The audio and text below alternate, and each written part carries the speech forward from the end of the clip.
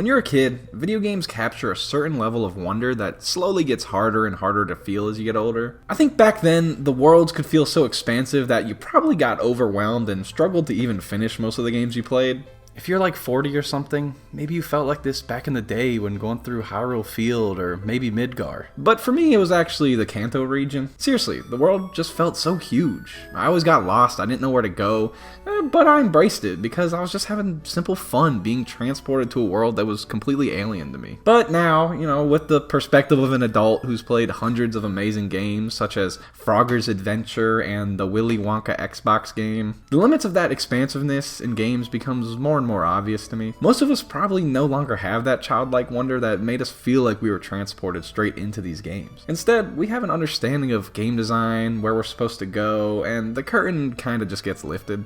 As much as I love Persona 5, I don't feel like I'm a student at Shujin Academy, rushing to class, saving the world. Instead, when I play it, I just kind of feel like a loser. Seriously though, I have a larger and more grounded understanding that I'm playing a video game, a piece of art made by people to cater to an audience. World building and that sense of immersion in many games is still super impressive, and games like Red Dead 2 or Hollow Knight really still amaze me with their vast immersive worlds and environmental storytelling. But it's just not the same as it used to be when I was more dumb and naive. I think a lot of us lose this specific sense of wonder as we get older, and it's pretty much impossible to get back. We're no longer stupid dumb babies who don't have object permanence. Instead, we're smart adults who have a 401k and eat brown rice because it's a complex carbohydrate. But, as one of those boring ass adults who will occasionally eat brown rice, what really captures my imagination nowadays is that feeling of true freedom and expression. Just like when I was a dumb baby playing Pokemon, Bananza found me constantly experiencing a true sense of wonder, but now in an entirely new way. While the environments and world building and callbacks and attention to detail of Bananza are great, the aspect that really gives me that sense of wonder is the gameplay. I've seen a lot of people criticize Bananza for feeling a bit mindless, and I actually kind of agree to an extent. A lot of the aspects of this game feel like they were almost designed like a slot machine. While smashing through the game, you'll be constantly barraged with the feedback of satisfying sound effects and shiny objects that get the endorphins going. This type of audio-visual feedback is something that Nintendo has always had a pretty great understanding of, and in Bananza it's kicked up to 1 bananzillion%. But make no mistake,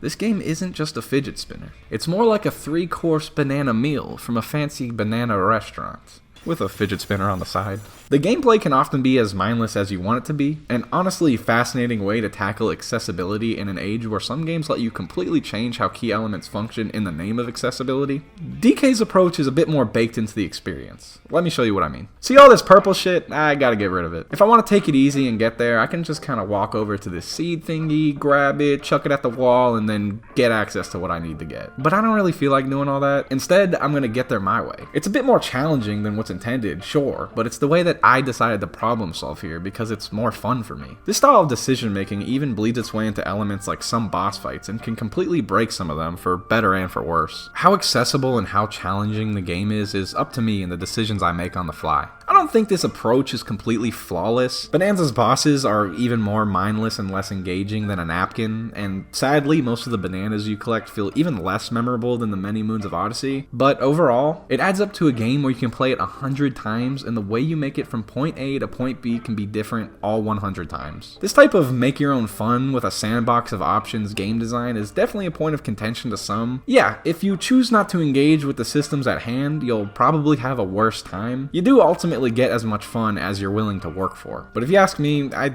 just think it's one of the best ways to make a game, and especially a game so heavily focused on movement. Mario Odyssey is probably my favorite game of all time, not only because I love the main campaign and level design, but also just because of how expressive Mario's movement is. I always love using Mario's moves to do completely pointless, difficult jumps just because I find it rewarding. And once you start to master the movement, you can start to apply those skills to the sandbox and completely bypass obstacles and entire sections of the game if you want, which is just so fucking sick to me. No amount of XP gained will even feel somewhat close to as good as pulling off a sick jump and feeling like your movement is so good that the game can't even keep up. It's a very real and tangible sense of progression. In Bananza though, Donkey Kong's moveset is that, but turned up to a billion.